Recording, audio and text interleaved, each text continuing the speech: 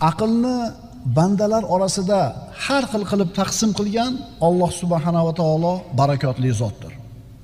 Albatta ikki kishining amallari va yaxshiliklari, namoz va ro'zalari bir xil bo'ladi. Aqllari esa turli bo'ladi.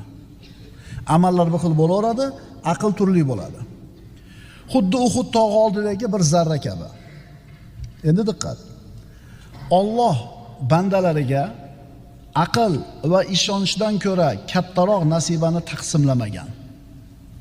Alloh taolo qilgan taqsimotning ichidagi eng kattasi, kengi aql va ishonch. Arab tilida yaqin deyiladi bu narsa.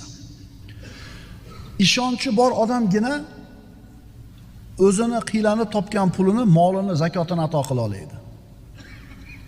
Ishonchi bor odamgina yoshligini Alloh taoloning